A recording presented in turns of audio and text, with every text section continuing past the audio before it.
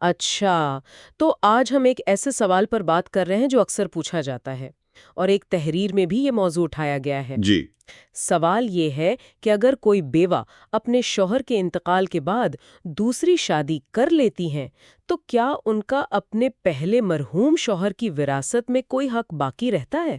ہم یہ سوال واقعی بہت اہم ہے اور اکثر عملی طور پر سامنے آتا ہے، جی بالکل۔ اور جو تحریر ہمارے پاس ہے وہ اس پر آپ کہہ سکتے ہیں ایک کافی واضح موقف دیتی ہے۔ اچھا، تو آئیے دیکھتے ہیں کہ وہ تحریر کیا کہتی ہے، مطلب کیا صورتحال بنتی ہے اس کے مطابق؟ دیکھیں، تحریر بہت واضح ہے۔ وہ کہتی ہے کہ اگر بیوہ عدت پوری کر لیں، یعنی وہ انتظار کی مدت، جی، جو شوہر کے انتقال کے بعد ہوتی ہے۔ بالکل، تو اگر وہ عدت پوری کرنے کے بعد دوسری شادی کر بھی لیتی ہیں تب بھی ان کا جو حق پہلے مرحوم شوہر کی وراثت میں قائم ہو چکا تھا وہ ختم نہیں ہوتا، وہ بدستور وارث رہتی ہیں۔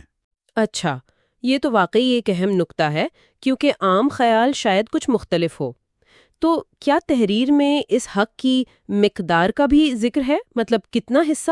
جی ہاں، بالکل، مقدار بھی بتائی گئی ہے، اور یہ منحصر ہے کہ مرحوم شوہر کی اولاد تھی یا نہیں۔ ٹھیک ہے۔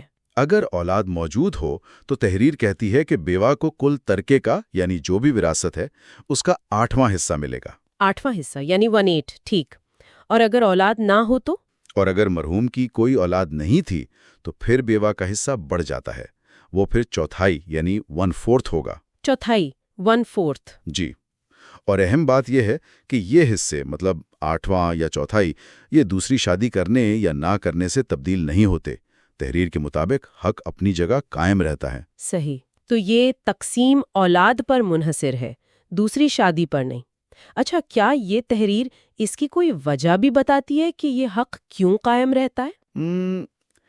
دیکھیں، فراہم کردہ تحریر جو ہے نا، وہ بنیادی طور پر صرف اصول بیان کر رہی ہے کہ حق قائم رہتا ہے، وہ اس کی گہرائی میں مطلب فقہی وجوہات میں نہیں جاتی۔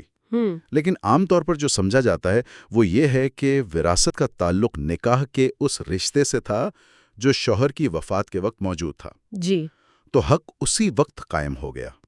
اب بعد میں بیوہ اپنی زندگی کا کوئی فیصلہ کرتی ہیں جیسے دوسری شادی، تو وہ اس پہلے سے قائم شدہ حق کو ختم نہیں کرتا۔ صحیح۔ لیکن میں پھر کہوں گا، تحریر خود اس کیوں کی تفصیل نہیں دیتی، بس اصول بتاتی ہے۔ ٹھیک ہے، یہ سمجھنا اہم ہے کہ تحریر کا دائرہ کار کیا ہے، یعنی یہ صرف قانونی یا شرعی حق کی بات کر رہی ہے، اس سے جڑے جو سماجی پہلو ہو سکتے ہیں ان کی نہیں؟ بالکل صحیح، تحریر کا فوکس صرف وراثتی حق کے شرعی یا قانونی پہلو پر ہے۔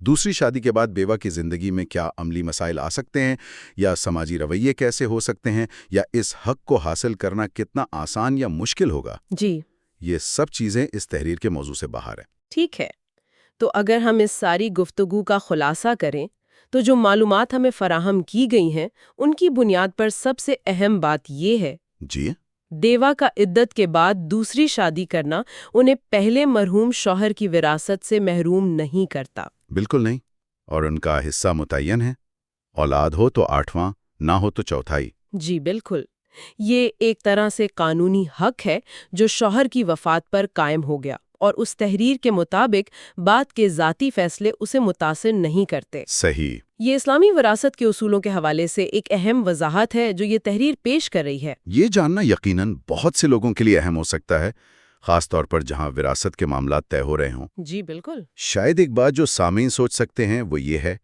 کہ اگرچہ یہ قانونی حق جیسا کہ تحریر میں ہے قائم رہتا ہے، تو حقیقی زندگی میں اس حق کو پانے میں کیا عملی مشکلات یا سماجی رویے سامنے آ سکتے ہیں جن کا ذکر اس تحریر میں نہیں ہے؟ بالکل، یہ ایک الگ پہلو ہے جس پر غور کیا جا سکتا ہے۔